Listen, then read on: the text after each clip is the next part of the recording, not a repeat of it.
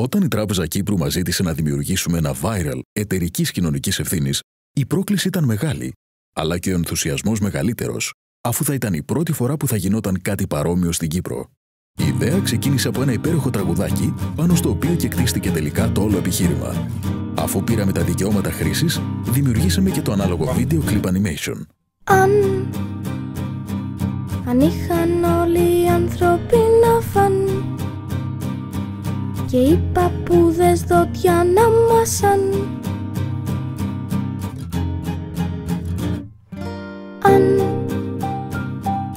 η Τζέιν παντρεύονταν τον Ταρζάν,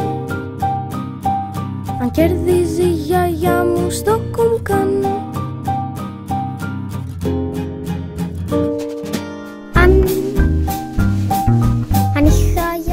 το τραγουδάκι μπήκε στην ανάλογη σελίδα, στην οποία ζητούσαμε από το κοινό να γράψει τους δικούς τους στίχους που να τέριαζαν και να ομοιοκαταληκτούσαν με το «αν». Για κάθε σωστό στίχο, η Τράπεζα Κύπρου θα έδινε 1 ευρώ στην παιδοογκολογική κλινική του Μακάριου Νοσοκομείου. Το τι ακολούθησε με τους επίδοξους ποιητές ήταν πέρα από κάθε προσδοκία. Από την πρώτη κιόλας εβδομάδα, ο στόχος των 4.000 έγκυρων στίχων που είχε θέσει η τράπεζα επετεύθη, αλλά το κοινό συνέχιζε να γράφει στίχους, κάτι που οδήγησε την τράπεζα στο να το κρατήσει περισσότερο. Το viral μας είχε γίνει πλέον talk of the town και όλοι συζητούσαν για την πρωτότυπη αυτή ιδέα της τράπεζας.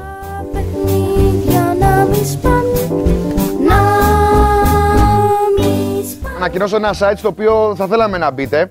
Είναι το www.γράψεστίχο.com. Εκεί έχετε την ευκαιρία να το παίξετε, να γίνετε στιχουργοί, να μπείτε μέσα σε αυτό το link, να το ακούσετε και αν σας έρχεται έμπνευση να γράψετε ένα στιχάκι με το «αν». Αν δεν με έτσουζε το σαμπουάν,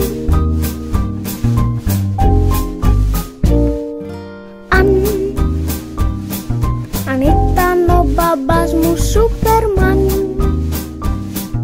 η βρύση αν δεν ήταν τόσο παν. Τι πετύχαμε τελικά?